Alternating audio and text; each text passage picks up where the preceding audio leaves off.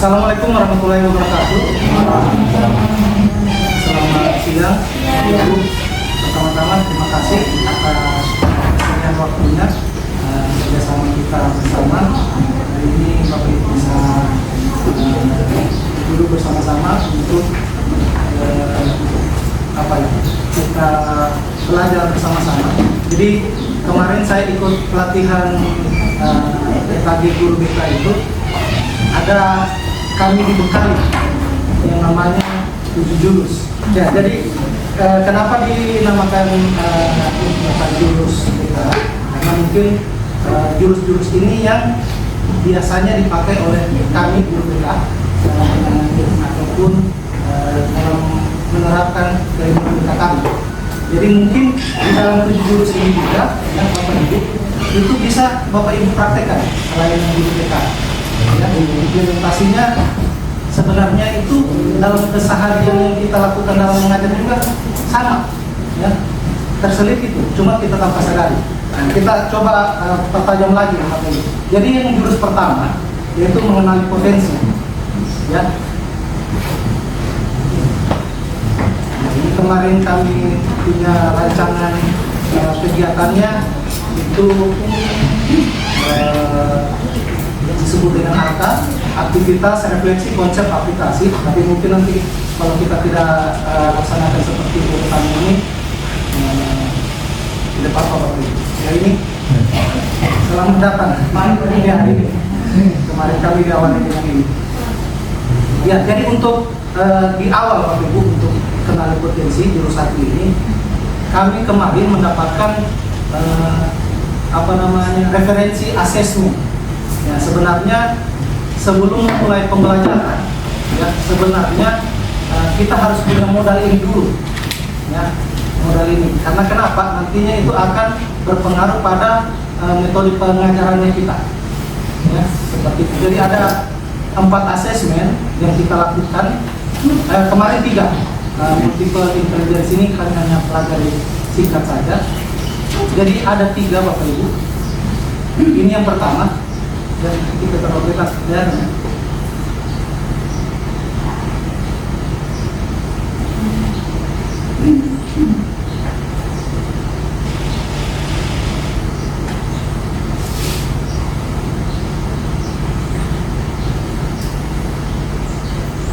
Yang pertama itu ini akupintar.id garis miring tes kemampuan, ya. Ini untuk mengukur kemampuan dari murid itu sendiri. Kemudian ada yang namanya tes gaya belajar. Mungkin dari ketiga ini, ya. Kemudian ada teman karir inklusif.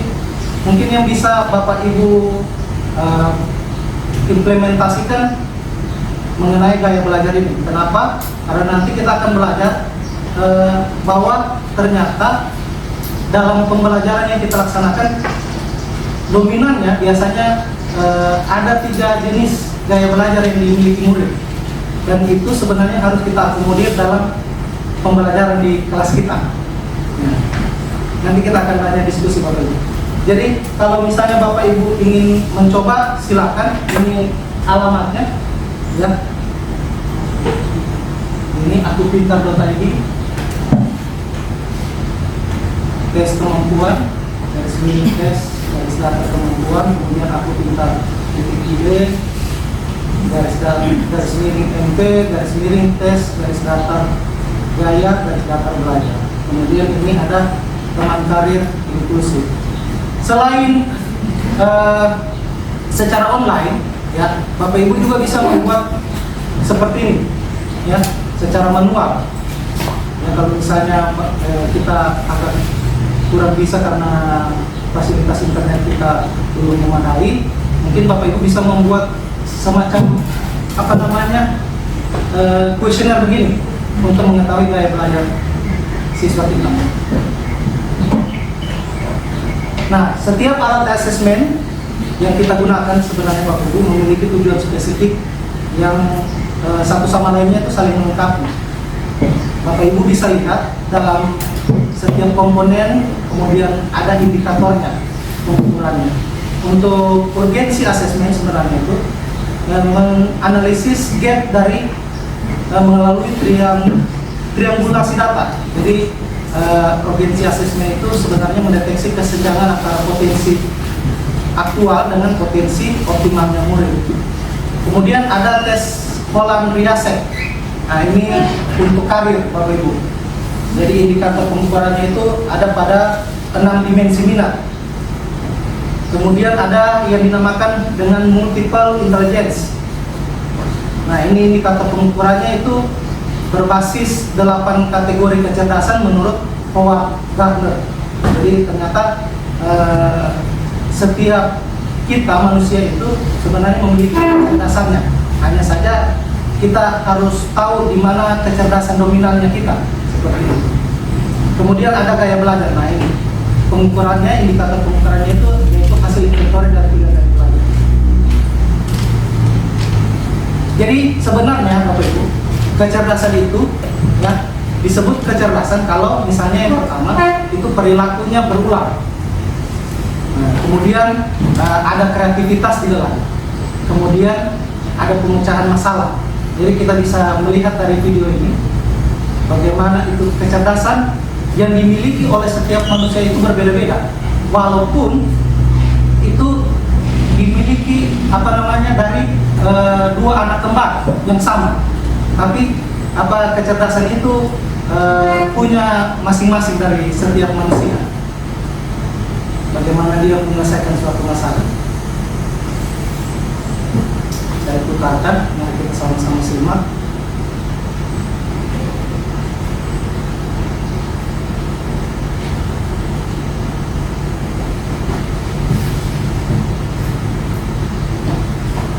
Ya. Orang tuanya membuat suatu masalah yang dihadapi kedua anak ini.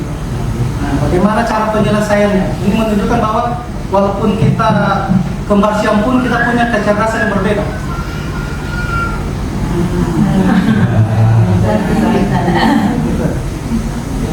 Yang satu dia hadapi dengan emosinya, yang satu dia memakai logika. Ya, seperti itu. Jadi setiap manusia itu unik sebenarnya, Bapak Ibu. Jadi anak-anak kita pun juga seperti itu. Ya, masing-masing punya kemampuan, punya potensinya sendiri-sendiri. Oke, kita lanjut.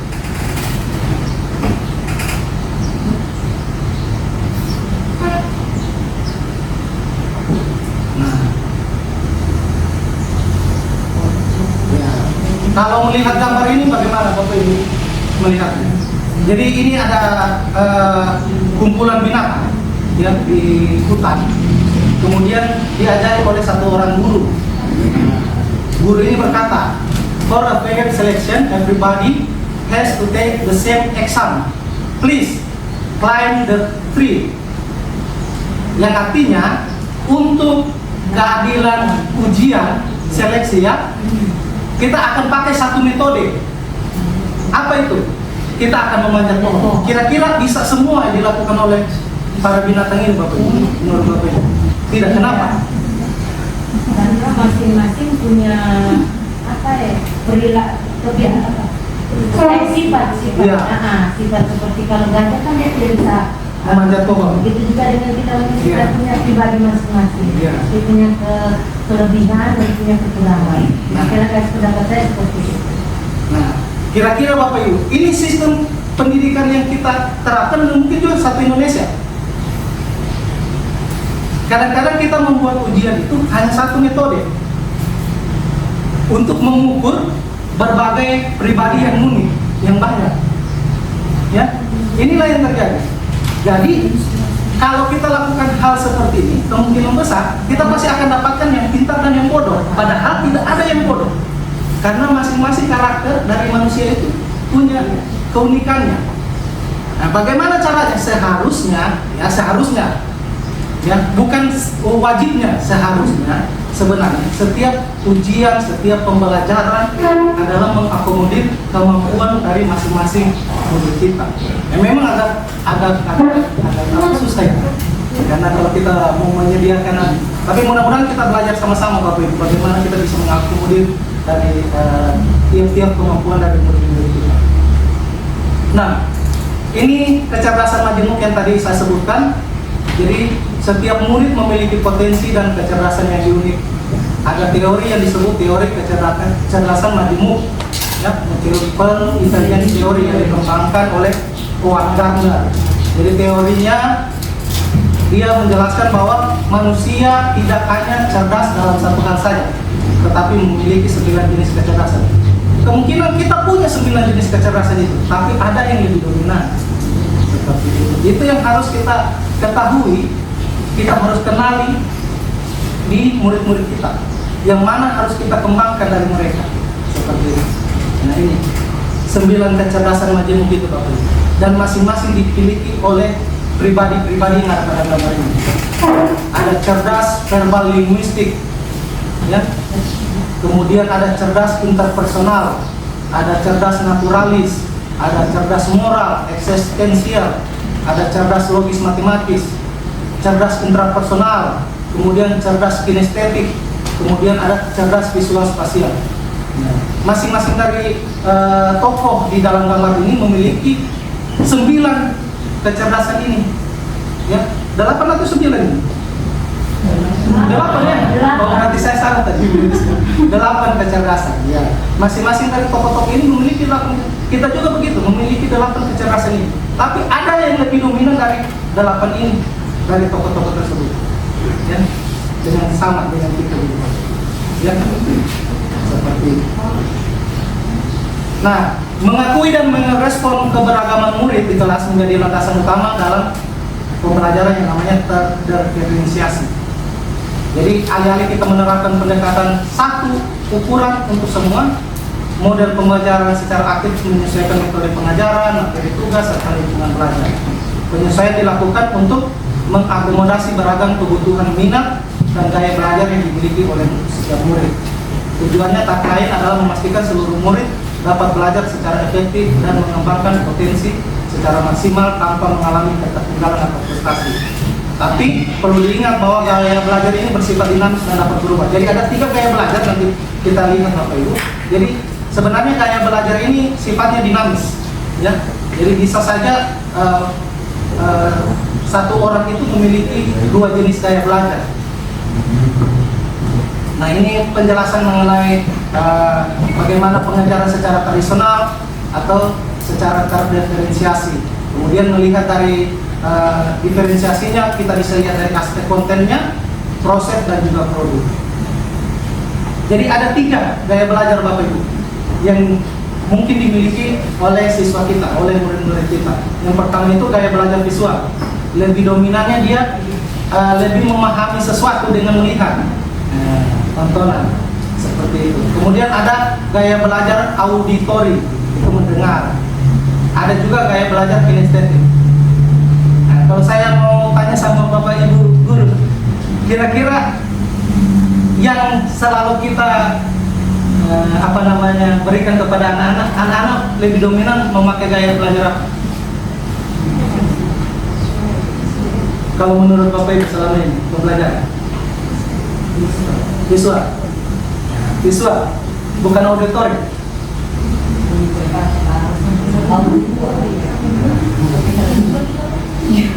Ketiga ya? Oke. Jadi kalau kita melihat dari gaya belajar visual, strategi pembelajaran yang efektif untuk gaya belajar ini itu adalah menggunakan gambar, menggunakan peta konsep, video, infografik. Ya, seperti itu pembelajaran. Kemudian yang gaya belajar auditori menggunakan diskusi, tanya jawab, rekaman suara atau lagu edukatif. Nah, sedangkan kinestetik itu menggunakan permainan edukatif, simulasi, eksperimen atau bermain peran. Seharusnya dalam pembelajaran itu mengakomodir 3 gaya belajar ini, karena ini pasti akan dimiliki berbeda masing-masing siswa. Walaupun tidak harus satu gaya belajar, bisa jadi dia 2 gaya belajar atau 3 gaya belajar. Tapi ini bisa diakomodir oleh pembelajaran di dalam kelas kita. Bagaimana cara mengetahui?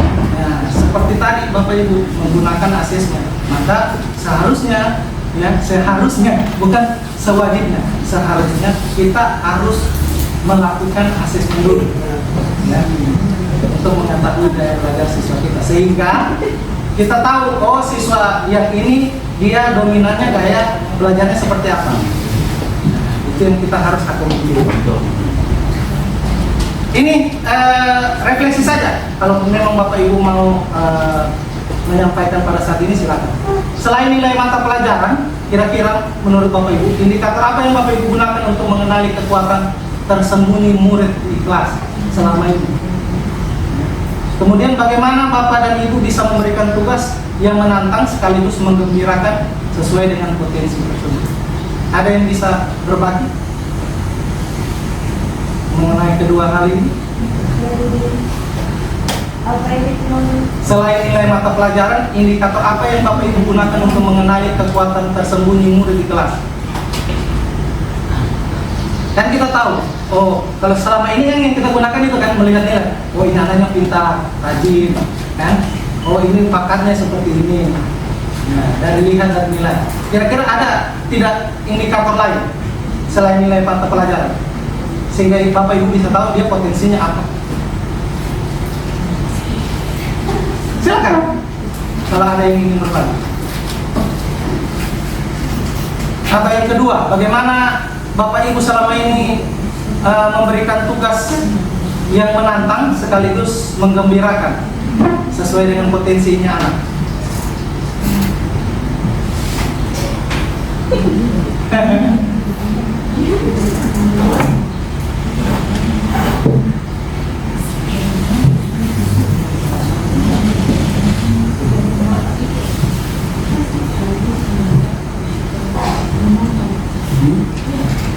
Ada yang ingin berbagi? Terima kasih. Ya. Oke. Nah ini luar biasa ini. Tenaga administrasi saya, bukan guru, tapi dia mau berbagi. Silakan Pak. Silakan Pak. Mungkin ada iya, betul. Istilahnya kita berbagi pengetahuan, pemikiran. Jadi kalau saya melihat di bagian Bapak Ibu bisa memberikan tugas yang benar dan itu mengira sesuai dengan potensi tersebut. Jadi kalau kita di dalam tiga gaya belajar mengajar supaya kita tahu mana perubahan respon dengan cara yang cerita, tanya jawab, kemudian penjelasan agama. Jadi temukan manusia ini siswa ini pasti dari punya daya tangkap, ada dengan gambar, dengan data yang mengajar, jadi sama. Jadi mesti tiga itu tadi yang perlu ditarik terus. Terima kasih. Terima kasih. Luar biasa, Bapak Ibu, tenaga administrasi berbagi pemikiran yang kita. Jadi ini bisa jadi bahan refleksi kita, Bapak Ibu. Saya selalu mengulang kata seharusnya, ya, kata seharusnya seperti itu, ya. Walaupun selama ini, ya, yang kita lakukan itu tidak seperti yang seharusnya ini, ya. Seharusnya dalam pemberian tugas, dalam aktivitas pembelajaran di kelas, ya, itu tidak pakai cuma satu metode. Jadi kalau tadi kita mengakomodir gaya belajar, misalnya yang tadi visual, berarti kita harus sediakan metode sesuai dengan gaya belajarnya. Misalnya kita pertontonkan video. Kemudian yang audio tadi mungkin kita bisa perdengarkan rekaman-rekaman atau podcast atau apa yang memang mengakomodir untuk auditorinya. Kemudian kinestetik, ya. Anak-anak kadang-kadang kita ketemukan anak-anak yang tidak bisa diam. Kita pasti langsung anggap aneh, nggak bagus. Padahal sebenarnya di dalam gaya belajarnya itu sebenarnya dia harus diakomodir. Bagaimana supaya dia bisa bergerak ke sana kemari. Dapat dia mendapatkan pemahaman dari seperti itu seharusnya. Ya, sekali lagi seharusnya. Tapi kita akan coba bersama-sama Bapak Ibu. Mudah-mudahan nanti juga kita belajar kembali mengenai pemanfaatan papan interaktif digital. Mudah-mudahan itu juga nanti kita coba untuk membantu bisa mengakomodir tiga gaya belajar siswa tersebut. Oke? Ya ini kita jadikan bahan refleksi saja Bapak Ibu kalau misalnya kita tidak ada lagi yang berbagi. Oke? Untuk jurus pertama, ya kita sudah lewati Bapak Ibu. Kita masuk ke jurus kedua. Kelola emosi. Saya lewati saja ya, selamat datang para pendeta. Saya mau bermain dulu dengan Bapak Ibu.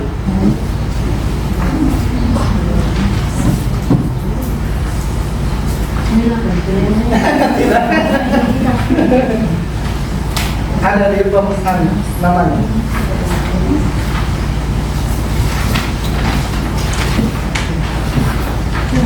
Oh, Sabar.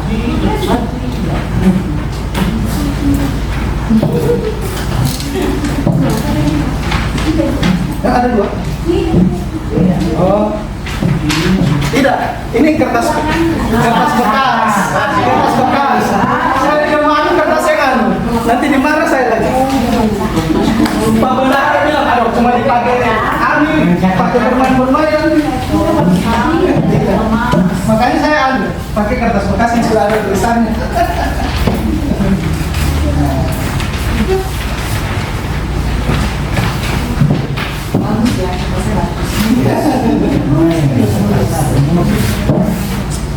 Ya. Kita coba bermain sedikit Bapak Ibu. Namanya kertas emosi.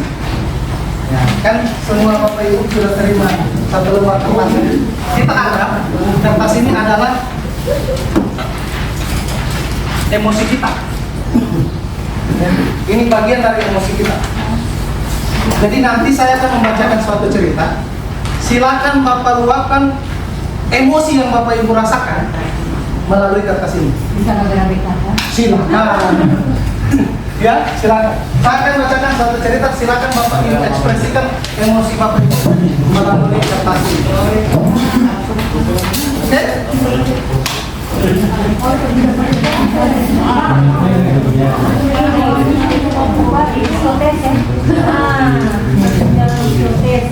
Oke, saya mulai Bapak Ibu. Ya.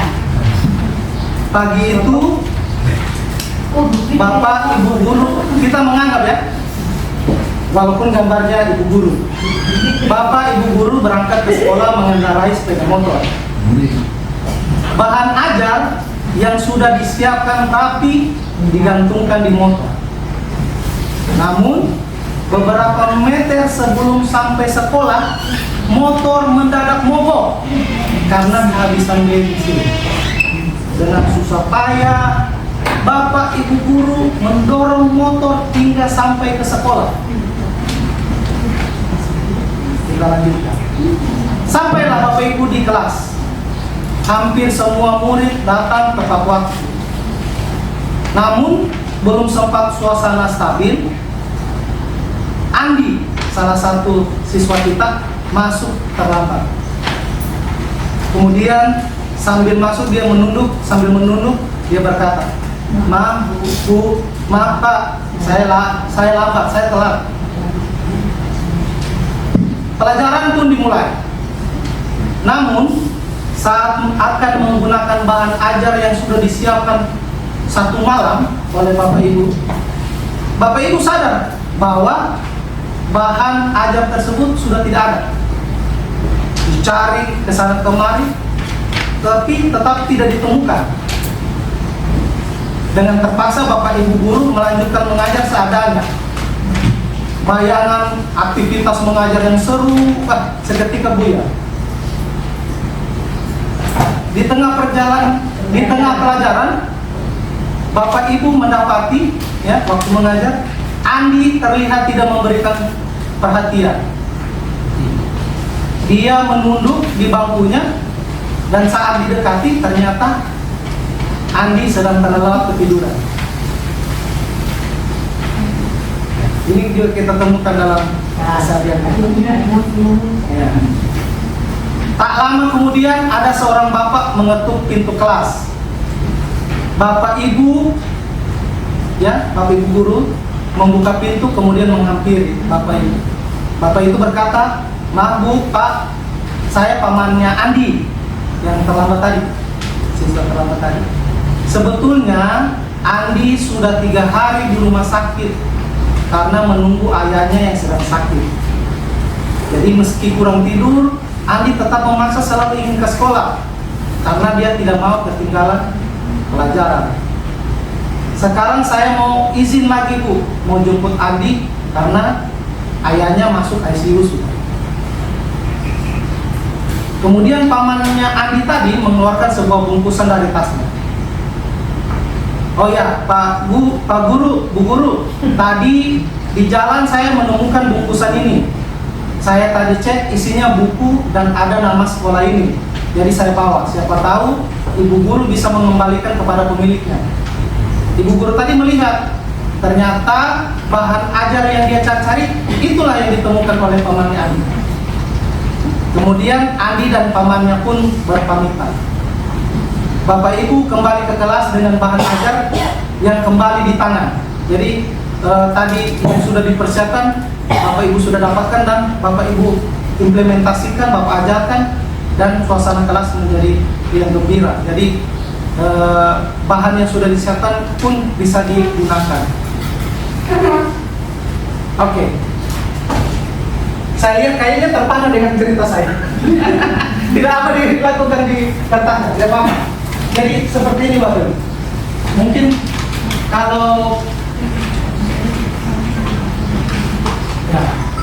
kalau Bapak Ibu bisa lihat di apa kertasnya Bapak Ibu. Ini kayaknya dia sudah remas di akhir ini. Ya, sebenarnya apa namanya dari cerita tersebut kita mungkin sering dapati peristiwa-peristiwa seperti itu. Dan luapan emosi kita ya bisa tergambarkan dari kertas ini. Bayangkan kalau kertas ini adalah muridnya kita Bapak Ibu. Ya, tapi sebagaimanapun kita mau kembalikan dia ke posisi semula, tidak akan sama Bapak Ibu. Sudah pusing. Ya, sudah pusing. Ya, kadang-kadang kita begitu kan, tapi manusiawi ya. Kan? Kita bisa marah, kita bisa kecewa, kita bisa kesal. Tapi mari kita belajar sama-sama Bapak Ibu, menyadari bahwa sebenarnya muridnya kita ada. Dan kalau sudah tersakiti, ya tidak mungkin bisa kita buat lagi dia sakit. Seperti itu mungkin maksud dari kertas emosi. Begitu mungkin Pak ya, karena Bapak tadi berlepas nanti di akhirnya.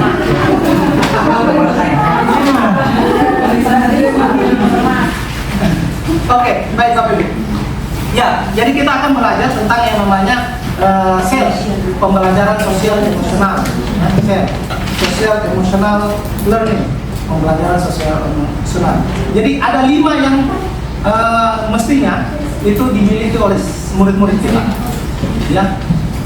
Yang pertama itu ada self awareness, menyadari diri, kemudian self management, mengelola diri, responsible decision making, mengambil keputusan yang bertanggung jawab, relationship skill, terampil berrelasi, dan social awareness, peduli sosial. Jadi 5 ya, oh ya, 5 ini yang harus dimiliki siswa kita harusnya. Nah kemarin Bapak Ibu,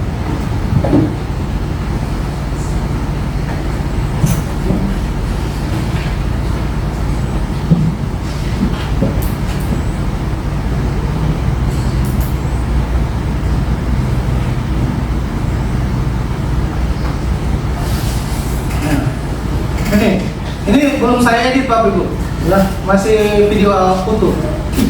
Sorry.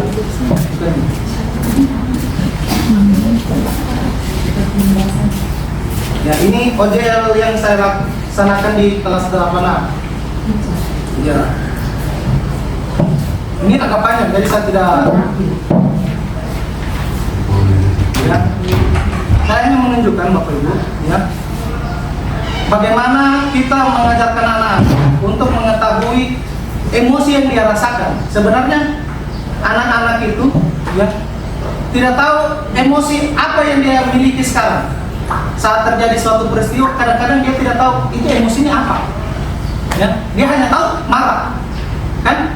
Padahal itu bisa saja peristiwanya yang bisa membuat dia sedih apa. Tapi karena tidak mengenali emosi yang ada yang pada dirinya. Jadi saya lakukan yang ini Bapak Ibu. Ya. Saya suruh buat mereka yang namanya peta emosi. Jadi saat mereka mengetahui emosi apa yang mereka miliki, ya. Nah ini. Oh maaf, bukan apa namanya, well of choice, roda pilihan. Jadi saat mereka tahu emosi yang melanda dirinya, mereka bisa menggunakan well of choice itu. Kira-kira hal apa yang harus saya lakukan, yang seharusnya, yang baik yang harus saya lakukan, seperti itu. Kalau saya sedang marah, ya saya tidak langsung meledak, oke, begitu. Tapi saya bisa gunakan well of choice itu. Oh, ini yang bagus yang saya laksanakan. Nah, yang lebih mudahnya Bapak Ibu, lebih praktisnya adalah ini sebenarnya, ya, responsible decision makingnya. Jadi sebenarnya saat kita emosi, ya, ini juga saya ajarkan kepada anak-anak. Saat kita emosi, jangan kita langsung merespon sebenarnya. Ya, harusnya kita mengambil jeda. Barangkali kita langsung duduk, langsung tenangkan diri dulu, ya, tarik nafas, pelan-pelan, buang nafas pelan-pelan, ya, seperti itu. Sehingga respon yang kita keluarkan itu tidak berdasarkan emosi yang kita rasakan. Kadang-kadang kan responnya itu kalau sudah diawali dengan emosi, kadang-kadang itu tidak bagus akhirnya kan, seperti itu. Jadi seharusnya kita harus mengambil jeda. Kemudian kita sudah bisa, oh kira-kira saya harus lakukan ini, sehingga bisa baik jadinya. Nah ini yang saya coba buat sama siswa di kelas 8A tadi, well of choice. Jadi kalau mereka merasa emosi yang terjadi, mereka boleh memilih pilihan-pilihan ini. Semua pilihan-pilihan ini adalah pilihan-pilihan yang baik. Dan ini pakai bahasa Inggris. Orang Indonesia kan kemarin mana yang sempat menampilkan.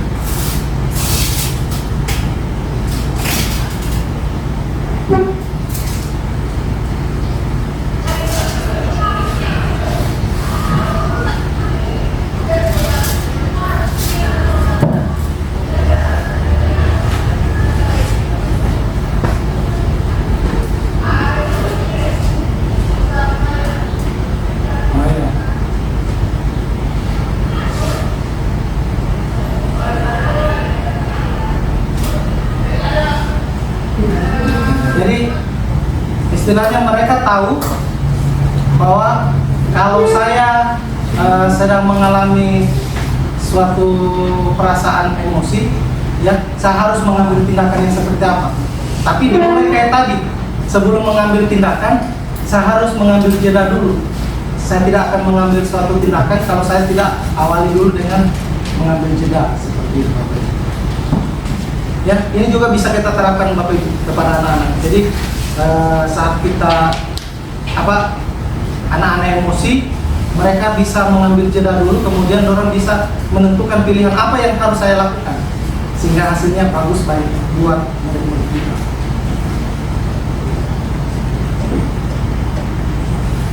Oke, yang berikutnya, nah ini juga yang saya ajarkan Bapak Ibu tentang iMessage, pesan saya. Jadi ada rumusnya ini, PRO, ya. Ini peristiwa, kemudian respon, kemudian ini outputnya. Jadi kalau misalnya, ya, peristiwa negatif yang kita dapatkan, ya, kemudian itu bertemu juga dengan respon yang negatif, nah maka tentunya outputnya, keluarannya itu adalah negatif juga. Itu pastinya tidak bagus. Tetapi saat kita mengalami peristiwa negatif, kemudian responnya kita itu positif, maka outputnya pun akan positif, seperti itu. Ya. Jadi ada respon, ada ability yang menjadikan responsibility, tanggung jawab terhadap tindakan yang dilakukan untuk menanggapi peristiwa. Jadi kalau misalnya iMessage ini bisa kita sampaikan saat kita emosi, kita sampaikan kepada orang lain, tapi tidak secara dengan emosinya kita. Contohnya ini, saya merasa kecewa saat kamu berbicara, saat saya menjelaskan. Kan Bapak Ibu, kalau misalnya ada anak-anak kita menjelaskan, woi, ribut kau. Seharusnya Nah, menanggapi seperti itu, kita boleh gunakan message. Pesan saya. Nah, ini seharusnya lagi kembali ya. Sebaiknya seharusnya. Jadi Bapak Ibu bisa misalnya begini, saya merasa kecewa saat kamu berbicara, saat saya menjelaskan, saat Ibu menjelaskan saya atau Bapak menjelaskan.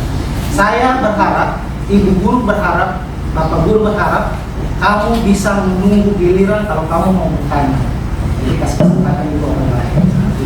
Tapi ya kadang-kadang kan kayak gitu. Tapi ingat Bapak Ibu, ya. Jadi output yang kita akan terima saat kita melakukan merespon dari peristiwa ini dari B dan I-nya ini. Ya. Kalau kita dapat peristiwanya negatif, kemudian responnya kita juga negatif, tentunya akan outputnya negatif.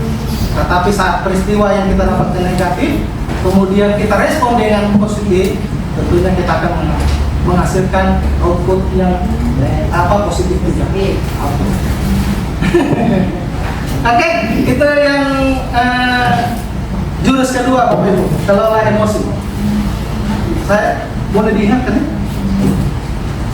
Jadi kita tetap akan pulang pukul 15, jadi tenang saja. Jangan gundah gelisah, iya. Iya. Jam 2? 2:26 menit. Boleh kita lanjut ya? Saya ingin sebenarnya diskusi tapi atau ada yang Bapak diskusi ini karena ini kadang-kadang juga sering kita temui di dalam kelas. Ya, silakan. Assalamualaikum warahmatullahi wabarakatuh. Waalaikumsalam. Memang peristiwa itu hampir tiap hari kita dapat. Pasti kadang juga kita lembut menegur. Kadang saya pergi di kelas.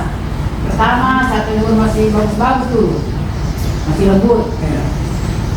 Tapi kalau berkurang-kurang lagi sudah aslinya keluar. Wow, itu bisa sekali dari tadi ditepuk tidak berdaya, terus saja. Gitu. Tapi selama ini saya pelajari, ada beberapa hal yang saya mengajar. Kalau ditegur begitu kan orang tidak berdengar, maka kasih pertanyaan. Saya langsung tanya dia sama materi sebelumnya itu yang sudah berapa anu saya ajarkan. Contohnya kayak bahasa Inggris saya tanya tentang tenses, kalau tidak tentang to be atau subject. Saya tanya satu mulai kita sekarang kalau bisa menjawab dia jawab. Jadi kalau yang tidak bisa jawab ini dulu sudah tidak berani dia, sudah tidak berani lagi dia ribut karena takut jangan bisa ditanya nanti. Cuman apakah begitu Pak kita punya metode begitu itu tidak menimbulkan ketakutan juga buat anak-anak kan sekarang orang hanya takut karena pada waktu ditanya saja kan hanya kepingan jangan ditanya begitu saja. Rasa kemudian itu mungkin orang tidak hatinya itu mungkin juga tidak menerima dan hanya karena takut ditanya mereka itu sendiri mungkin dan saya dapat jelasin dia. Saya dulu terima kasih banyak. Assalamualaikum. Waalaikumsalam warahmatullahi wabarakatuh. Ya, terima kasih Ibu Sri. Ya, jadi memang ya kadang-kadang juga kalau Bapak Ibu kan selalu bertemunya di kelas atau mengajar kan. Saya bertemunya saat mereka datang menemui saya membahas masalah. Dan ya berbagi saja Bapak Ibu ya. Mungkin Bapak Ibu sudah tahu saya dari pertama hadir kan. Kalau menangani anak-anak dulunya. Sampai dari yang terakhir tadi itu. Ya, istilahnya begini Bapak Ibu. Kita mau bukan karena kita takut yang viral sekarang terjadi kan. Tapi memang tujuannya kita melakukan itu adalah mendidik. Itu dulu. Bukan untuk menyakiti tanpa alasan. Bukan marah tanpa alasan. Kan? Bukan kita emosi tanpa alasan. Itu hanya contoh saja Bapak Ibu. Makanya saya bilang selalu seharusnya ya, sebaiknya yang itu yang kita lakukan. Tapi manusiawi bagi kita kalau kita memang seorang pendidik yang memang ingin mendidik siswa kita, murid kita, walaupun caranya itu mungkin belum terlalu sepenuhnya benar. Sepertinya tadi Ibu kan, Ibu Sri, mungkin dia pakai metode lain. Walaupun dalam pemikirannya sebenarnya anak-anak ini akhirnya dia patuh ataupun dia tidak melakukan lagi hal yang seperti itu, ribut itu karena takut dia mau ditanya lagi. Tapi setidaknya ibu tidak meluapkan emosi terhadap peristiwa yang Bapak Ibu hadapi pada saat itu. Itu saya. Ya. Saya juga begitu Bapak Ibu. Saya, aduh, sampai sekarang saya kayak tadi juga, aduh. Kalau saya tidak mengingat jurus-jurus tadi ini, sudah saya jurus betul loh. Tapi betul lah, maksudnya dengan tadi saya bicara dengan mereka baik-baik, kemudian ya saya pakai metode, bukan juga menakuti, memakai cara yang memang agak berbeda sebagai seorang guru BK kan? Ya, kalau saya anggap tadi sebagai guru BK, tapi itu mengungkap perasaannya mereka sampai ada yang menangis tadi, entah menangis betulan atau menangis apa, karena apa? Karena saya sudah pakai ancaman, ya. Memberitahukan kepada orang tua, orang sudah takut. Malah orang makasih lagi, Pak Erik saja yang sikapkan, Pak Erik saja yang tampilkan saya. Karena saya pelajari Bapak Ibu, mereka itu takut sama orang tuanya mereka. Jadi tidak usah saya turun tangan, ya, saya kembalikan saja sama orang tuanya, pasti hancur mereka. Dan orang sudah tahu itu. Makanya saya selalu menahan diri. Untuk apa saya mendidik dengan cara seperti itu? Itu juga bisa dilakukan orang tuanya dan sama, dan pasti hasilnya juga tidak bagus. Jadi saya memang ambil ya itu, walaupun di awal-awal, nah, kamu kalau melakukan lagi, berarti kamu akan bertemu dengan orang tuanya kamu. Tapi artinya dalam prosesnya saya ini membangun, dan nanti sebentar kita pelajari yang namanya kesadaran Bapak Ibu, bukan paksaan. Seperti itu. Oke? Ya, terima kasih Ibu Sri.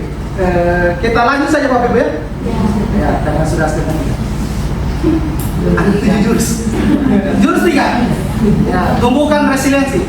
Bapak Ibu mungkin sudah dengar yang arti kata, kalau bahasa Inggrisnya resilience. Ya, resiliensi. Ya. Kalau di Indonesia kan apa ya? Ini daya lenting. Nah, ini definisinya secara umum Bapak Ibu. Jadi resiliensi itu adalah kemampuan seseorang untuk bangkit kembali dan pulih dari kesulitan, stres atau trauma yang dialami dalam hidup.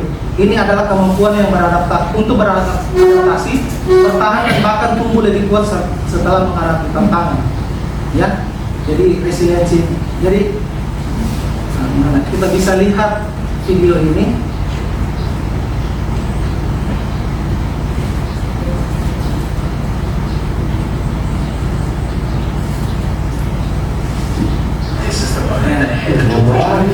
Bagaimana seorang pelari ini yang awalnya dia itu di urutan pertama, tapi dia mengalami suatu kecelakaan, ya, dia sebuah insiden, kakinya baku kayu begitu, tagake, dan dia akhirnya jauh ditinggalkan oleh. Tapi karena dia punya yang namanya resiliensi untuk bangkit dan untuk berusaha lagi, dia akhirnya menjadi juara. Bayangkan, dari jauh dia bisa mengejar sampai dia posisi yang satu. Yang ketiga sudah dia lambung yang kedua. Dia sudah bersama-sama dengan yang satu dan dia yang menang. Jadi seperti itu resiliensi Bapak. Yang kita ingin tumbuhkan kepada murid-murid kita. Ya. Kenapa ini penting Bapak Ibu? Ya. Ini beberapa kasus itu berkaitan dengan ini. Mental anak-anak sekarang itu, kalau sudah saat jatuh kayak terpuruk, ya ini semua yang terjadi. Kalau tidak memiliki ya namanya resiliensi. Jadi memang sangat penting kita tumbuhkan sama anak. Ya, dibully karena dia tidak punya kemampuan untuk bangkit atau keluar dari masalah itu. Nah, satu-satunya jalan bunuh diri. Cuma gara-gara HP disita, bunuh diri. Jadi ini kejadian yang memang kita tidak bisa pungkiri Bapak Ibu. Ya, memang harus anak-anak kita miliki dalam hidup mereka. Ya, kemampuan untuk tidak, kalau jatuh tidak terpuruk, tidak bisa lagi bangun, jangan. Ya, saat menghadapi sesuatu peristiwa, ya kita harus tumbuhkan resiliensi dalam diri. Nah, ini juga sering yang kita buat Bapak Ibu, ya, dalam memberikan suatu koreksi kepada siswa kita, kepada murid kita. Ya, kembali lagi ini seharusnya, ya, ini namanya teori burger Bapak Ibu. Ya, burger tahu kan? Ada roti, isi roti. Ya, seharusnya saat kita memberikan koreksi sama siswa kita, itu harus diawali dengan roti. Istilahnya kita berikan apresiasi dulu, kemudian kita selipkan dengan koreksi kita, kemudian kita ya lapisi lagi dengan apresiasi. Seharusnya begitu koreksi. Kalau betul tidak ada mengerti. Ya. Nah, seperti itu tidak. Seharusnya kita awali dia, Bapak tahu kamu punya kemampuan, ya. Tapi kamu agak kurang di bagian ini. Bapak percaya kalau kamu belajar lebih giat lagi, kamu pasti bisa. Seperti itu. Ini juga contohnya. Bapak apresiasi kamu sudah mengerahkan upaya terbaik. Bagaimana agar kamu bisa mengurangi waktu menonton dan mengalokasikan lebih banyak waktu untuk latihan? Bapak percaya pasti kamu bisa. Atau Bapak sudah senang kamu berani mencoba soal ini, tapi coba perhatikan lagi, ada yang keliru dari konsep kamu atau belum tepat konsep yang kamu kerjakan itu. Bapak yakin di percobaan berikutnya kamu pasti bisa. Jadi seperti ini. Jadi ini teori burger kan? Ya. Jadi kalau kita memberikan koreksi kepada siswa kita, ya, sebaiknya kita menggunakan teori burger ini Bapak. Tidak langsung koreksinya toh, tidak langsung menjudge-nya, tapi kita awali dengan apresiasi, baru kita selipkan koreksinya itu, ya. Kemudian kita lapisi lagi dengan apresiasi. Nah ini refleksi Bapak Ibu, menurut Bapak Ibu, ya, kalau ada yang ingin berbagi. Kalau selama ini Bapak Ibu melihat bagaimana responnya murid saat diberi kritik yang menusuk dibanding kritik yang membangun? Atau tidak ada kritik yang membangun selama ini? Tidak ada kritik yang menusuk, nah itu bagus. Nah itu. Jadi bagaimana responnya Bapak Ibu? Kalau misalnya responnya Bapak Ibu itu membangun, apa istilahnya dampak ataupun perubahan-perubahan yang Bapak Ibu lihat saat Bapak Ibu memberikan kritik yang membangun? Kalau kita terlalu kata-kata negatif terhadap siswa, ramah mukanya langsung berubah. Kalau kata-kata yang menusuk, kritiknya menusuk itu, ramah mukanya itu langsung. Berarti dia tidak terlalu menerima apa yang kita terima, ramah mukanya itu langsung berubah begitu, langsung kayak lain begitu, kan? Kalau kata-kata yang agak pedis kita kasih tahu. Tapi kalau kritik membangun, mukanya itu bagus, kayak ada perasaan bangga begitu ya. Ada perasaan bangga begitu. Saya harus pertahankan ataupun saya harus lebih berusaha lagi. Mana kita ini sudah bagus sih, karena saya flownya sedikit. Saya tahu ini pengucapannya begini, sudah bagus tahu, tapi dia ada rasa bangga di antara teman-teman ini. Begitu kalau menurut saya, menurut pribadi. Berarti sebenarnya tanpa kita sadari kita sudah menerapkan konsep teori burger tadi, kan? Tanpa ibu sadari kan? Bahwa ibu sudah awali dengan apresiasi, tapi ibu selipkan dengan koreksi. Tapi pasti kalau hati kita memberikan kata-kata yang agak menusuk itu, karena dalam hati kita menyesal juga. Saya biasa begitu. Nah, bisa terlalu lama, kan langsung dilihat rumah mukanya itu mana, ada kekecewaan di situ. Misalnya itu. Ya, jadi terima kasih Ibu Sri. Jadi memang Bapak Ibu seperti itu. Kalau kita memang ingin menumbuhkan resiliensi, daya lentingnya siswa, sebenarnya itu tadi itu yang bisa kita pakai konsep tadi itu. Ya, kita boleh mengkritisi apa yang dia kerjakan kalau memang itu keliru. Tapi ada baiknya seperti tadi, kita awali dengan apresiasi dulu, jangan langsung kritik, tapi apresiasi dulu, kemudian kita sisiri dengan kritik tadi. Oke, terima kasih. Wih, mana kita nih? Sudah jam ketiga, selesai. Oke, Nah, jurus keempat Bapak Ibu, jaga konsistensi. Nah, ini tadi yang saya maksudkan Bapak Ibu. Ya. Kesadaran versus paksaan. Ya. Bagaimana kita menumbuhkan kesadaran, ya, yang selama ini mungkin yang kita lakukan adalah paksaan, tapi bagaimana yang akan tumbuh, yang akan kita mulai coba adalah menumbuhkan kesadaran. Jadi kita lihat dulu Bapak Ibu, kenapa kita tidak suka dipaksa? Kenapa kita tidak suka diperintah? Ya, karena sebenarnya kebutuhan dasar manusia itu adalah ingin dihargai kemerdekaannya, otonominya. Ya, kita punya kebebasan untuk melakukan bebas apa saja. Ya, kita tidak suka kalau kita dipaksa harus lakukan ini atau diperintah lakukan ini. Ya, seperti itu. Nah, kalau misalnya kebutuhan dasar ini terusik, maka akan ada ini reaksi resistensi. Ya. Jadi kadang-kadang ada perintah kita abaikan, ada larangan kita jadikan rekomendasi. Dilarang tengok ke kiri, kan biasa begitu kan? Ini hati-hati jangan lihat kiri, tapi kita lihat.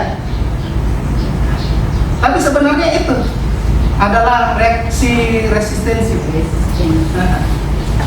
Seperti itu. Kan bebas kita mau lihat ke sana kemari kan?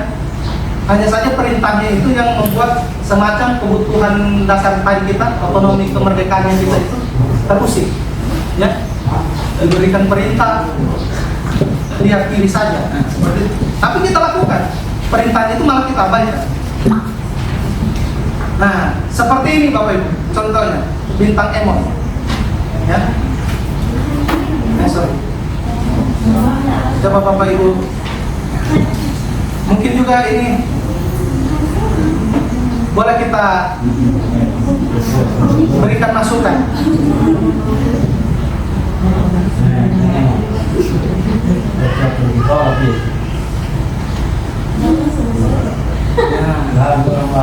Ya, dia sudah mau sholat, secara sadar dia sudah mau sholat, tapi diperintah, bintang sholat. Sudah, tidak usah sholat. Apakah kita selama ini seperti itu Bapak Ibu, ya, kepada murid-murid kita? Secara sadar memang mereka ingin melakukan sesuatu yang baik, tapi gara-gara perintahnya kita malah orang sudah abaikan lagi. Itu biasa. Mungkin kalau kita ya, jangan begitu kali terjadi. yang tidak salah juga atau saya tidak tahu aja. Ya. Istilahnya yang kita akan tumbuhkan, makanya juga tadi saya berpikir, ya sebenarnya itu anak-anak itu yang saya akan, saya suruhkan kembali ulang bicara mengenai sini. Saya ingin tumbuhkan kesadarannya dorang. Jadi jangan dorang anggap sholat Jumat ibadah itu hanya semacam kewajiban saja, aturan dari sekolah kan. Saya mau mereka sadar bahwa saya memang harus ibadah, saya memang ya, sadar dorang alunya dalam dirinya dorang. Walaupun ya untuk mencapai itu memang harus berulang-ulang Bapak. Tidak boleh memang kita menjalankan anak-anak itu. Anak itu dari pemahaman dan kebiasaan. Iya, betul sekali Bu. Ada, saya kalau tidak tahan tadi itu ya kan.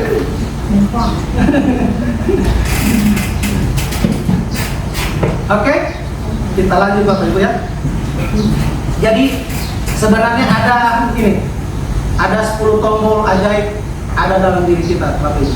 Ya, kenapa kita bisa memerintah diri kita untuk melakukan sesuatu? Yaitu yang pertama karena ada kesenangan. Ya. Kemudian ada kebanggaan, ada keinginan tahuan, ada minat, ada tujuan, ada kebutuhan, ada manfaat, ada tantangan, ada keyakinan, ada makna. Semua tombol-tombol ini ya, itu ada dalam dirinya kita. Tapi kadang-kadang ada satu tombol yang macet. Nah, itulah yang kita coba untuk bangun. Ya, sehingga anak-anak melakukan sesuatunya itu dengan kesadaran. Jadi ini kita miliki dalam diri kita manusia Bapak Ibu. 10 tombol ini ada dalam dirinya kita, yang sebenarnya itu yang memicu kita untuk melakukan sesuatu. tapi kadang-kadang ada yang macet. Seperti itu. Jadi kita harus mencari tahu, kemudian kita kasih baik pula tombol, sehingga anak-anak nanti melakukan sesuatu itu dengan kesadarannya sendiri, bukan karena paksaan. Seperti itu. Oke. Nah ini ya, pembiasaannya berbasis kesadaran Bapak Ibu. Jadi kalau disiplin biasa itu karena faktor eksternal, ya karena paksaan. Tetapi disiplin positif itu karena kesadaran internal. Kemudian disiplin yang biasa, ya, yang berbasis paksaan itu biasanya hanya membentuk kepatuhan. Tapi kalau yang disiplin positif yang memang kesadaran muncul dari dirinya adalah menumbuhkan tanggung jawab. Ini yang paling penting. Kalau disiplin yang memang itu paksaan, pasti sifatnya jangka pendek. Ya kalau kita suruh terus anak-anak tanpa kesadaran, pasti akan berbulan-bulan kita lakukan suruh, karena memang belum muncul kesadaran dalam diri. Tapi kalau sudah anak-anak berbuat sesuatu tanpa kita suruh dengan kesadarannya, nah berarti kita sudah mencapai namanya disiplin positif. Ini yang kita coba bersama nanti menuju ke sini, mencoba membentuk disiplin positif murid-murid kita. Ya memang tidak mudah dan tidak akan secepat yang kita bayangkan. Kita akan coba selesai. Nah ini Kaseto, ya. Jadi memang menurut Kaseto, kalau zaman sekarang, zaman now itu jangan mimpi kita punya anak-anak yang penurut, ya. Karena dunia sudah makin berkembang, ya. Mereka sudah banyak akses informasi. Jadi sekarang itu yang kita tuntut bukan anak yang penurut, ya, tapi anak yang mandiri dan mau bekerja sama, ya, secara sadar dari dirinya bahwa saya harus melakukan ini, ya, ini tanggung jawab saya, seperti itu. Jadi kalau misalnya Bapak Ibu masih punya harapan anak-anak supaya menuruti apa yang saya mau, ya ujung-ujungnya itu frustasi kita.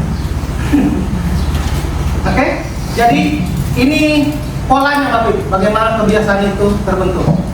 Ya, yang pertama itu selalu ada petunjuk awalnya.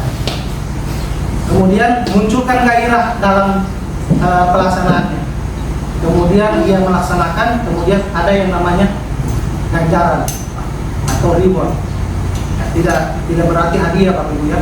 Jadi kalau misalnya petunjuk itu, ya, Q atau isyarat, Q atau kue, clue kayaknya kalau petunjuk, ya, bukan kue, makanya ya. Jadi buat kebiasaan itu jelas yang pertama. Jadi jangan kelihatan sama-sama, ya. Kemudian buat itu kebiasaan menjadi menarik sehingga ada keinginan untuk melakukannya. Kemudian agar tindakannya itu bisa dilakukan, kita buat kebiasaan itu mudah. Nah, berikutnya setelah kebiasaan itu terbentuk, seharusnya kita memberikan reward terhadap apa yang dia sudah lakukan, kebiasaan. Nah, kalau Bapak Ibu pahami ini seperti apa? Dari kesadaran menuju kebiasaan yang konsisten. Nah, kita lihat gambarnya, ya. Aku mau lari sehari 10 km. Kita lihat, ya. Mulai hari pertama. Nah, berikutnya hilang. Kemudian yang berikutnya Bapak Ibu, dia mau lari lagi 10 km. Hari pertama. Berikutnya baterainya. Dia sekarang tidak lari, baru tidak sejauh 10 km, tapi sehari dia mau jalan saja 1 km. Apa yang dia dapat tetap terjaga, walaupun turun-turunnya tidak terlalu turun drastis. Jadi sebenarnya apa arti dari gambar itu? Konsisten, ya. Ekspektasi, harapan. Jadi Bapak Ibu, jangan kita harap anak-anak ini, ya, saat kita berikan penguatan untuk membentuk kesadaran, jangan langsung, oh besok sudah sadar ya. Tidak mungkin. Ya, tidak mudah seperti membandingkan telah pertama. Jadi kita berharap saja ya mulai berubah sedikit. Vegetasinya kita jangan terlalu jauh, berubah sedikit saja. Nah, jangan terlalu tinggi. Vegetasinya terlalu anak. Jadi kalau dia jaga itu ya kayak tadi konsistensi, maka kita harap akan berlangsung terus menerus dengan kekuatan yang sama baterai. Nah ini ada quotes dari FM Alexander. Saya tahu juga orang mana dia? Orang Bora kah? Orang Ternate kah? Orang Lombok? Orang Lumpio, orang Mori kah? Ya. Katanya begini Bapak Ibu, orang tidak menentukan masa depan mereka. Mereka lah yang menentukan kebiasaan mereka, dan kebiasaan mereka lah yang menentukan masa depan mereka. Ini yang tadi Bapak Ibu. Jadi sehari selayunan, setahun selembar kain. Jadi kita jaga konsistensi kita untuk menumbuhkan kesadaran kepada murid kita. Jangan berharap satu kali kita memberikan pengetahuan anak-anak langsung. Jadi sedikit demi sedikit lama-lama menjadi oke. Jurus keempat kita sudah lalui Bapak Ibu. Kita lanjut ke jurus kelima. Tapi sebelumnya, siapa tahu ada yang Bapak Ibu ingin berbagi sampai lanjut Bapak Ibu. Semua pulang kita. Oke, lanjut. Jurus kelima, jalin koneksi. Nah, saya mau buat lagi simulasi Bapak Ibu supaya kita lebih memahami. Boleh kita duduk ya Bapak deka-deka saja. Dua-dua. Ya Bapak deka saja. Sorong. Dua-dua.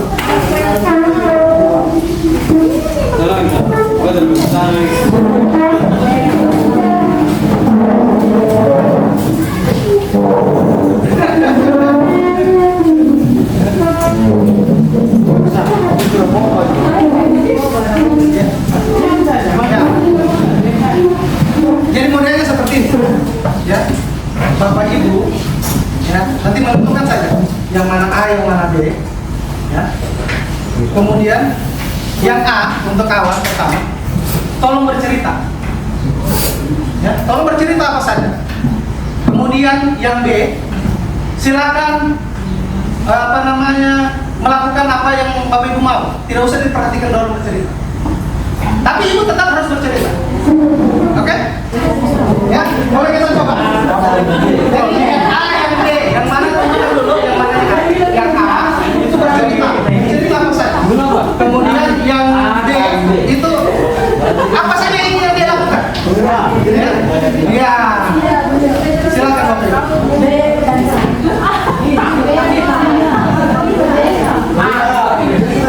Yang A, silakan.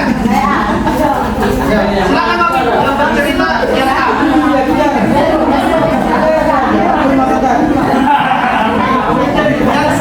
Bercerita apa saja?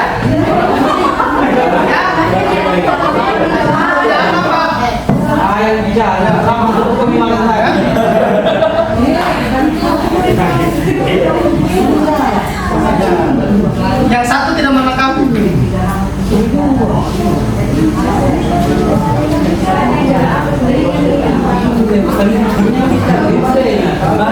Yang satu yang bercerita, satu yang berbuat apa saja. Lakukan apa saja. Kalau dia tidak mendengar, baik mendengar dulu. Tapi tidak usah. Yang dia tetapi kami punya aktivitas. Ya. Terserah. Oke? Nah, sekarang kita ganti Bapak Ibu. Ya, kita ganti. Ya. A dengan B, ya, sama-sama cerita. Sama-sama cerita. Ya. Oke? Silakan dicoba. A dengan B sama-sama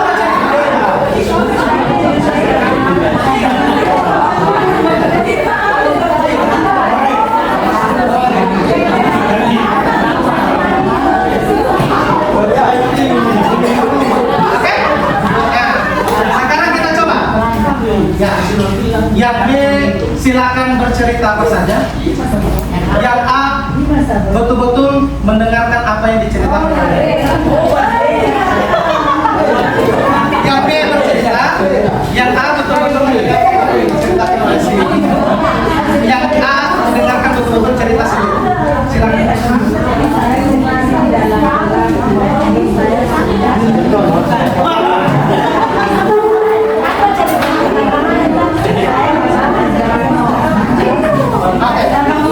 Ya, ada yang bercerita. Oke, terima kasih. Dari Paul Raymond. Tiba-tiba dia bisa kembali satu Ada yang kalau peristiwa pertama si A bercerita, kemudian si B itu Kibo-kibo saja juga. kira-kira perasaan itu bagaimana? Kalau misalnya si A, yang si A tadi, Kan si A sampai itu si A. Oke, coba apa perasaan ibu? perasaannya saya jeki. Iya. Cuma cerita kita kesana kemari. Biar dia mau begini dia respon. Jadi sakit hati. Sakit hati. Oke. Kalau yang kedua, siapa yang Bella? Ya, yang dia rasakan. Dia baca cerita, A juga cerita. Tapi saya mau cari tahu dari sisi B. Ya, atau sembarang lah, yang A, yang B boleh.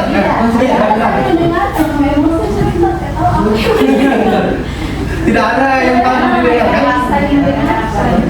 Tentunya yang akan berhasil komunikasinya adalah yang terakhir tadi ya. Yang satu bercerita, yang satu mendengar. Jadi pendengar yang baik. Iya, seperti itu juga yang harus kita lakukan sama murid. Ya.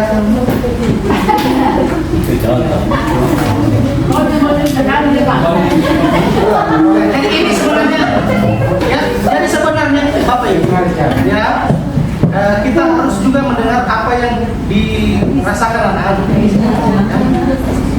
Kita kadang-kadang tidak kasihkan kesempatan anak-anak untuk bercerita, sehingga kita tidak dapat respon ataupun tidak dapat hasil yang kita inginkan. Jadi ini ada rumusnya, dengar, jangan, ya. D-nya itu dedikasikan tubuh dan jiwa kita. Jadi betul-betul kita fokus apa yang diceritakan, apa yang dibicarakan oleh pembicara. Ya. Kemudian ekspresi diperlihatkan. Ya, tidak mungkin juga kan dia bercerita tentang kehidupannya yang sedih-sedih. Tidak mungkin. Ya. Jadi memang harus kita selesaikan. Nah, seperti itu. Kemudian netralkan posisi. Ya. Tadi kan kalau misalnya A berbicara, kalau B berputar balik begini, tidak cocok kan? Jadi netralkan posisi. Jadi memang betul-betul kita menghadap kepada orang yang berbicara dengan kita. Kemudian gangguan dihilangkan untuk B-nya, lalu amati isi pembicaraan, respon, kemudian ini yang jangan dipotong. Seorang pendengar itu akan selalu tadi Bu Nunung bilang, pendengar yang aktif. Ya. Tapi kalau yang berhenti baca cerita, beda lagi.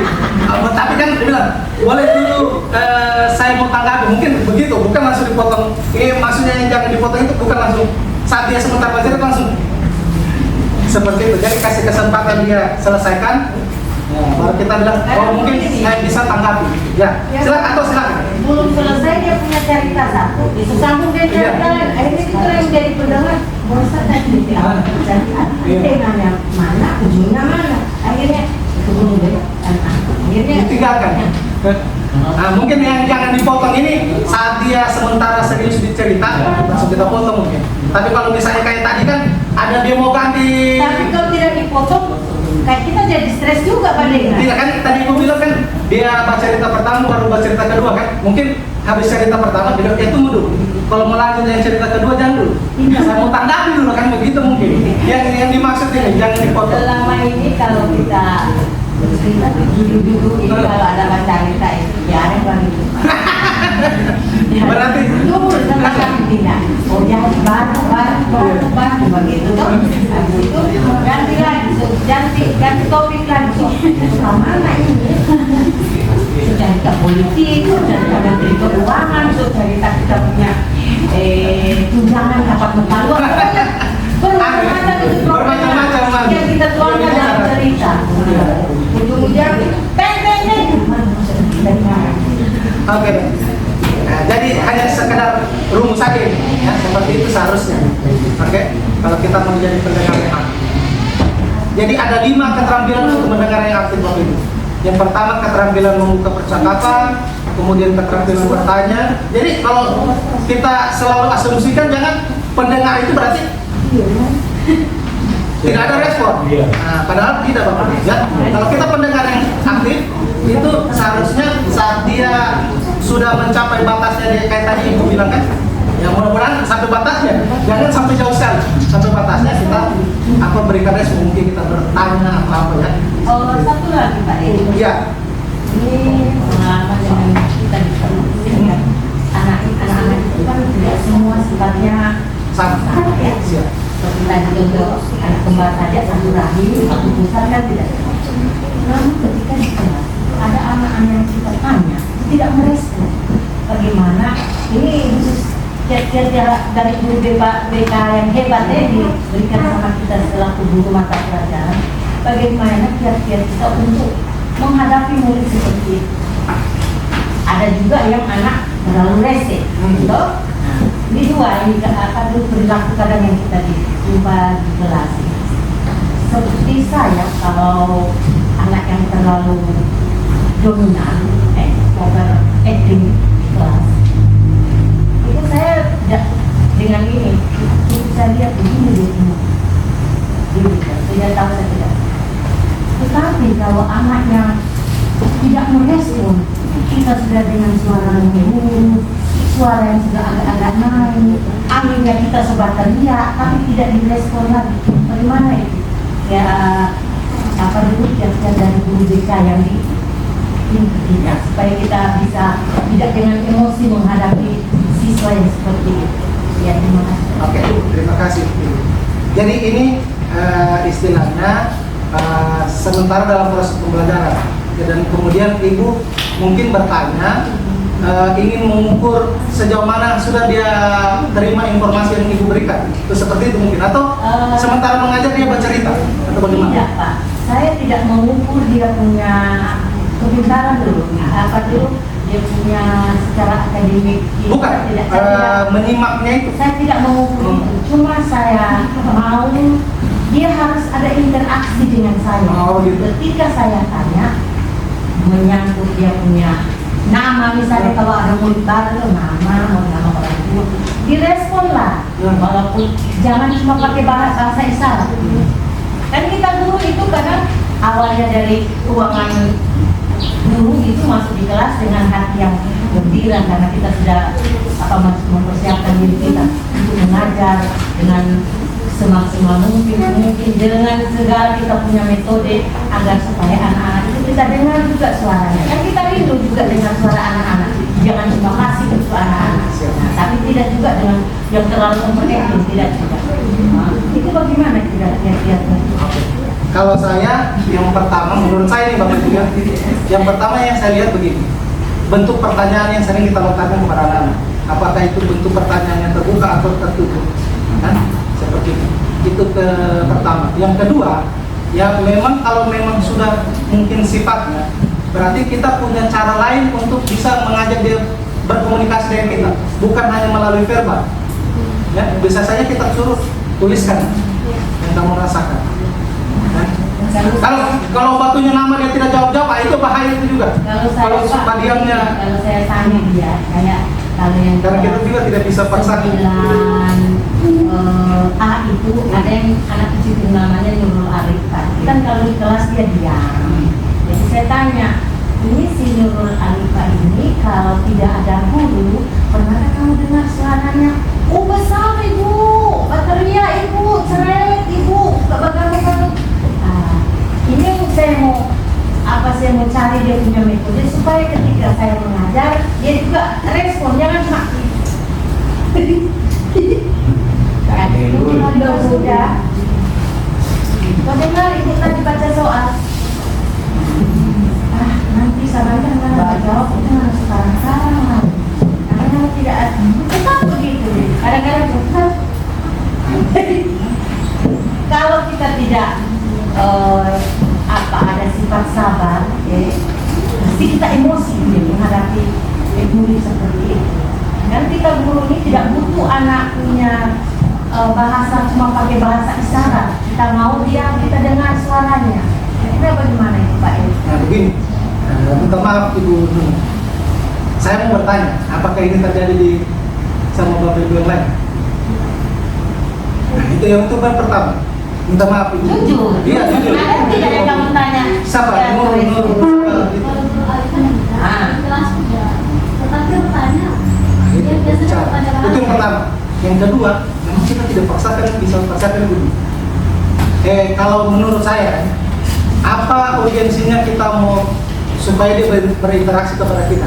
Kayak tadi makanya saya tanya, kalau memang itu butuh pengukuran apakah dia paham dengan kita. Jangan dia cuma diam begini kan dia tidak paham. Makanya kita perlu bertanya, betulkah kau paham? Karena Bapak tadi lihat kau cuma diam. Selalu Kalau saya- cuma bertanya hanya supaya untuk menginginkan ibu interaksi dengan dia, Selalu saya tanya, kamu paham nggak? Nah, itu. Itu ketika saya kasih soal, kasih soal itu saya tidak, jangan lihat buku, saya lepas, silakan. Tapi tidak bisa jawab. Akhirnya saya berpikir ini mungkin dia punya pemahaman cuma sebatas itu. ya. Akhirnya sampai situ saya punya mengambil keputusan berarti segitu dia punya pemahaman. Karena dia juga dari tulisannya apa yang dia lihat di buku tidak sama yang dia tuangkan di kertas. Jadi dia punya pemahaman cuma seperti itu. Tapi saya jujur Pak Edi, kalau saya mengajar, saya mau itu anak-anak itu Nah, saya itu. hafal suaranya. Nah, iya. Ketika dia lewat bicara, oh suaranya anu, bukan cuma nama, tapi dia punya suara saya harus kayak dicari itu, kan kita tahu suara. Dia dari ujung, cari maksudnya saya mau seperti itu. Nah, iya. Nah, kalau menurut saya lagi kembali nanti. Apa ya? Bapak Ibu akan stres sendiri kalau memaksakan apa ya? Hasilnya itu adalah subjeknya kepada Bapak Ibu sendiri. Saya punya keinginan supaya anak-anak ini, kita tidak tahu kan anak-anak apakah faktor apa yang membuat dia memang tidak begitu. Tapi kalau memang ibu mau apa namanya jurus-jurusnya, maksudnya berbagi. Kalau saya jangan paksakan dia untuk menyampaikan secara verbal. Silakan pakai cara lain. Dia mau gambar, dia mau tulis, dia mau apa seperti itu. Karena kalau kita tetap paksakan kita dapatkan hasilnya supaya saya dengar suaranya, dan tidak akan dia seperti itu, ya pasti Bapak Ibu akan stres sendiri. Tapi Kalau menurut saya. saya tidak stres Pak. Ya, makanya saya bilang jangan nanti gara-gara itu kita jadi stres maksudnya. Karena saya pengen dia seperti teman-teman yang lain itu kalau saya tanya dia sedikit ada suaranya. Makanya Berarti harus kita cari anunya. Iya, saya tanya ke temannya dia ini kalau tidak ada guru bagaimana dia diam atau dia ada suaranya. Nah, kalau kami dengan guru BK, ya kami guru BK dalam masalah seperti yang ibu hadapi, selalu kami cari yang namanya bicara empat mata, mencari tahu dulu. Karena pasti ada penyebab. Nah, karena tadi saya tanya di kelas lain sama guru lain tidak kan, berarti apa penyebab? Kita mau cari tahu dulu kenapa. Apakah dia takut sama saya sampai dia tidak mau bicara? Nah, itu harus kita empat mata sih. Tidak. Nah, karena kalau ibu mau cari tahunya di antara teman-teman, bagaimana modelnya waktu kalau di kelas, wah begini. Nah, itu mungkin lebih menyudutkan dia kan. Kayak diserang saya. Nah, tapi kalau mungkin ibu berbicara apa? Tunggu, ibu kemarin kalau belajar, ini apa kan? Aku sama ibu, aku ada hal lain. Itu dicari tahu. Kalau memang ibu mau jadikan dia supaya melakukan perubahannya, mungkin cara itu berbicara empat mata, cari tahu. Kalau yang kami lakukan. Hasilnya juga pasti dia cuma kasih itu. Makanya kita tidak usah terlalu fokusnya sama dia. Walaupun memang keinginannya kita supaya anak-anak semua aktif. Cuma saya begini, itu juga satu saya mau berbagi Bapak Ibu. Kalau menurut Bapak Ibu, ya, saya ambil satu sampel saja. Rizal itu bagaimana kalau di pembelajarannya Bapak Ibu? Tidur. Cerewet. Kita ganggu temannya. Cerewet ganggu teman. Cuma main HP. Main apa? Makan. Kalau matematika ada pekerjaan itu dia tertahan dia kerjakan. Dia maju. Dia kerja. Tapi kalau untuk mencatat begitu, tidur dia. Dia kan lebih suka yang Itu itu Bapak Ibu, maksudnya kan kita akan nanti coba belajar, bukan belajar, maksudnya iya belajar dan berusaha sama-sama. Kadang-kadang yang kalau saya kemarin melakukan OJL Bapak Ibu, kan saya sejarah masuk ke kelas kan, bisa baru dapat hal-hal itu. Memang rata-rata anak-anaknya kita itu lebih suka dengan aktivitas. Ya, kayaknya kinestetiknya lebih dominan daripada audio visual. Jadi kalau kita pembelajaran seharusnya memang yang buat orang beraktivitas. Kemarin yang saya lakukan itu, ya memang saya secara teori, tapi saya berikan juga aktivitas kayak bangun menara apa semua aktif orang, semuanya aktif, tidak ada yang diam. Ya. Kemudian yang saya rasa, makanya saya tanya sama, saya kira dia orangnya kalau mau disuruh ke depan dia malu-malu. Iya, kalau kita Berarti memang orang sudah seperti itu. Dia beranikan diri dia. Menghafal ayat. Karena saya baru tahu kan kalau di dalam kelas. Dia hafal. Berarti begitu orang. Ayatnya itu tidak terlalu panjang. Makanya dia. Tapi berani ya. Karena saya bilang kalau capek dua menghafal akan keluar. Cuma masalah nagadonya itu saja. Iya, kalau kita masuk ke mana dia. Maka baru kalau mencatat Tidur, dapat tidur. karena main HP, tidak makan, makan. Tapi begitu kita kalau dengan saya ini, Iya. kalau dengan teman lain, begitu sudah pembelajaran dimulai, saya bilang memang dulu saat bermain HP akan saya ambil HP-nya, saya serahkan sama Pak Eri, orang tua yang datang ambil. Iya. Itu saya punya. Kalau dalam pembelajaran Nabil itu. tidak juga tidak, tetap ada gerakan-gerakan tambahan, tapi tidak terlalu mengganggu teman. Saya pikir orangnya tidak berani tamu. Oh, berani dia kita sih. Berani ya. Saya betul deh. Saya Pak. Cuma rese dia, berani kalau kita suruh Makanya pintar deh. Oh siap. itu. Cuma nagadonya itu dengan suka tidur. Nah, itu. Dengan makannya itu yang maunya dia makan. Oke, saya lanjut Pak Pimpin. Oke, sudah tengok. Jadi ini 5 keterampilan mendengar Bapak Ibu. Jadi ada keterampilan membuka percakapan, keterampilan bertanya, keterampilan merespon, keterampilan merefleksi, dan keterampilan mengumpulkan. Nah, ini jadi posisinya sebenarnya Bapak Ibu. Ya, posisi badannya kita saat menjadi seorang pendengar. Ya. Kita harus memfokuskan sepenuhnya tubuh kita ya. Seperti. Oke, ini contoh-contoh pertanyaan. Jadi nanti saya akan bagi juga Pak. Kemarin saya bagi juga modulnya. Ini juga pertanyaan akan saya bagi. Pertanyaan terbuka dan pertanyaan tertutup. Ya, jadi memang kadang-kadang ini yang juga salah satu tadi yang saya sampaikan sama Ibu Nun. Pertanyaan-pertanyaan yang kita sodorkan sama anak-anak. Kadang-kadang kita mau ingin lebih, tapi ternyata yang kita berikan itu pertanyaan tertutup yang cuma jawaban tidak. Itu juga kita akan coba belajar Pak. Ya. Nah, ini koneksi sebelum koreksi. Nah, ini sebenarnya penting saya mau jelaskan Bapak Ibu. Ya, masalah segitiga restitusi. Jadi di BK ya, kalau kami menangani suatu kasus, ya bisa kita katakan kasus atau masalah, ini kami selalu menggunakan segitiga restitusi. Bapak Ibu juga bisa. Ya. Jadi segitiga restitusi itu tidak langsung memvonis kesalahannya, menjudge kesalahannya, tetapi ini membangun dulu. Pertama kali yang dilakukan adalah menstabilkan identitas. Jadi kalau misalnya kita ketemukan anak-anak, tidak usah takut. Semua orang itu pasti berbuat salah, pernah berbuat salah. Jadi bangun dari itu dulu, stabilkan dulu identitasnya. Jangan dia merasa, oh saya ini sudah salah, langsung tahu ini begini. Nah, kemudian validasi dia punya tindakan, Bapak Ibu. Ya, kira-kira menurut kau sering terlambat ini karena apa? Oh, Pak, lambat tidur. Saya sering pergi nonton dero. Seperti itu. Kemudian ditanyakan keyakinannya, kita benturkan dengan aturan sekolah. Tapi kamu tahu kan, waktu masuknya kita di sekolah itu jam 7. Nah, bagaimana kamu bisa memenuhi itu ketentuan itu?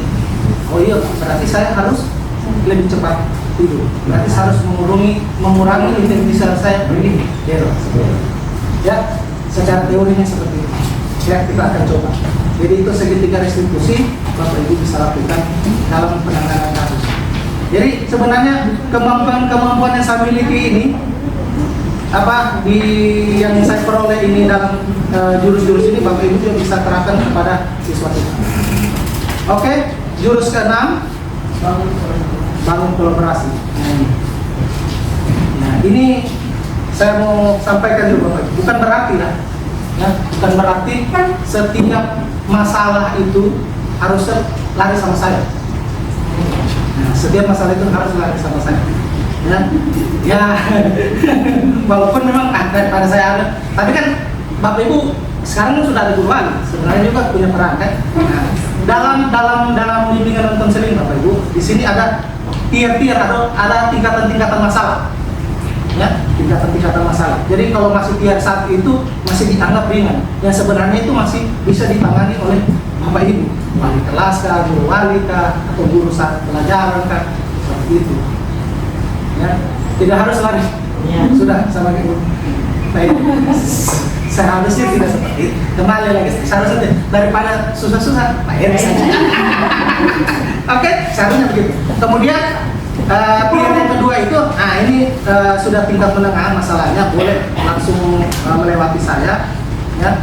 Kemudian mungkin yang ketiga ini sudah saya mungkin akan berkoordinasi dengan kepala sekolah, ini sudah berat.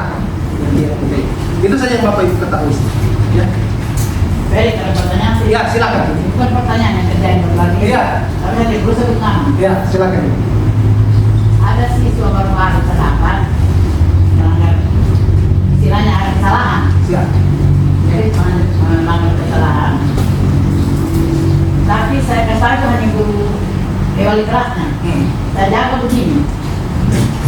Kalau langsung gimana? Saya langsung lapor sama wali kelasnya, saya sama-sama di wali kelasnya situ, kita harus di ruangan sana. Saya bilang, bagaimana ini? Kalau masih mengulangi, lapor ke orang tua. Ya. Mereka boleh bilang lapor ke orang tua, tapi sekali. Yang satu ibu, kalau saya dilapor ke orang tua, ditembak nanti saya sama papa. Siap. Ditembak betul saya. Kau berapa orang bersaudara? 1 orang. Kamu, ibu saya juga anak sendiri tahu. Saya anak pertama anak kalau saya tahu berbagai ibu saya. Jadi berarti kalau begitu, jangan diulang.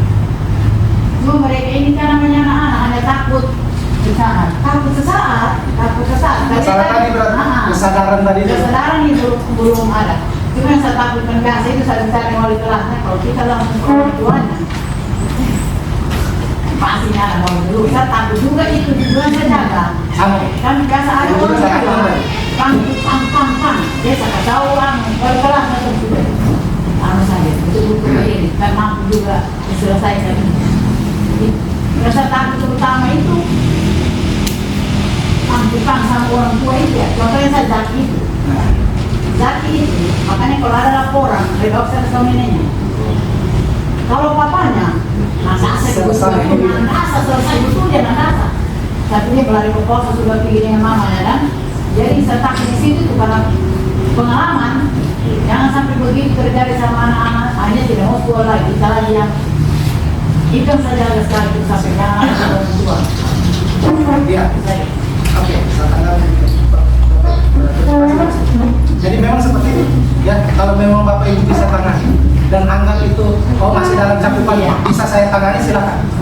Tapi kalau misalnya Bapak Ibu kayak mau melakukan seharusnya saya hubungi ke orang tuanya, boleh konsultasi dengan saya. Sama-sama kita carikan dia punya tangan dulu. Saya kalau ibu sudah tangani, nah kasih ke saya lagi, saya coba kasih penguatan lagi, misalnya begitu kan? Jadi sudah ada kerjasamanya kita. Ya, tapi memang betul Bapak Ibu. Makanya saya cuma punya senjata itu, orang tua. Iya, saya juga begitu, saya dengan wali kelas. Karena saya sudah pernah alami waktu ibu dengan ibu Sri, Mas dan Pak Wiri, dengan ibu Mas. Dia sampai yang murah, ya di bawah itu diangkatkan barang itu anak. Dia tahu dia bermasalah, diangkatkan barang. Tinggal kita yang tahu orang tua, jangan Pak, bukan masalah yang besar sekali. Itu yang ada sekali. Nah itu, jadi memang apa namanya, dan itu selalu disampaikan kepada kita guru-guru, tapi kita tidak pakai kan, maksudnya hantam, kasih tinggal di punya nyawa. Kita dikasih tanggung jawab, tapi kita tidak lakukan seperti itu. Dan memang karena begitu, orang tua itu satu kali satu dia punya penyelesaian kan. Nah itu makanya, cuma itu senjatanya kita. Tapi tidak apa-apa kita mulai dari situ. Nah, kemudian kita akan bangun kesadarannya nanti. Ya, lebih banyak kita bicara, kita bangun kesadaran. Nah, seperti itu. Terima kasih. Ya ini penggambarannya Bapak Ibu. Ya. Jadi kalau Bapak Ibu mendapatkan masalah yang agak ringan, Bapak Ibu bisa tangani. Kalau misalnya sudah agak sedang, boleh koordinasi dengan saya. Kemudian kalau yang sudah berat tentunya ke saya dan nanti akan ke kepala sekolah. Dan kita akan laksanakan yang namanya referral kalau memang butuh mitra lain. Ini untuk apa namanya sebetulnya. Ya. Oke. Kemudian yang jurus terakhir Bapak Ibu. Ya ini. Kita belajar tentang pengurangan resiko. Jadi ada AKR-nya, ancaman, kerentanan, dan kapasitas. Jadi kalau kita melihat di sini ancaman kali apa kerentanannya, risiko kerentanannya, kemudian kapasitasnya itu menghasilkan risiko. Jadi kita bisa mengukur ya risiko yang akan kita dapat. Nah ini seharusnya yang harus kita bangun di sekolah kita Bapak Ibu, yaitu sekolah yang aman, sekolah yang nyaman, sekolah yang menggembirakan. Jadi aspek-aspeknya kalau aman itu ya aman dari kekerasan, ya kekerasan bukan kekerasan fisik saja, kekerasan verbal, ya. Kalau bisa kita mulai apa namanya kelola lagi. Kemudian aman di ranah online, aman dari bencana, ya. Kemudian nyaman relasi sosialnya, nyaman lingkungannya, kemudian nyaman sarana prasarana. Kemudian menggembirakan berarti gembira dalam belajar, gembira dalam minat dan bakatnya tersalurkan, gembira dalam bermain. Oke, ini saya tidak usah putarkan Bapak Ibu. Ya, ini tentang berpikir sistem. Jadi ada 5 unsur berpikir sistem ini yang saling berkaitan. Ya, ada sumber daya, bahan, kapasitas, kemampuan, daya atau resource. Kemudian ada peran dan fungsi atau roles. Ada relation, hubungan antar peran, kerjasama, koordinasi, rules, aturannya, dan berdasar hasil. Ini contohnya nanti bisa Bapak Ibu bangun, baca, kita coba bangun. Ya.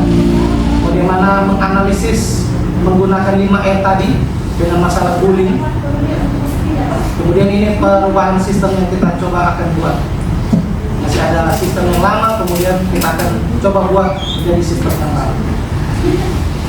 Oke, itu saja Bapak Ibu 7 jurus. Minta maaf, apa namanya, sudah melebihi waktu yang kita sepakati.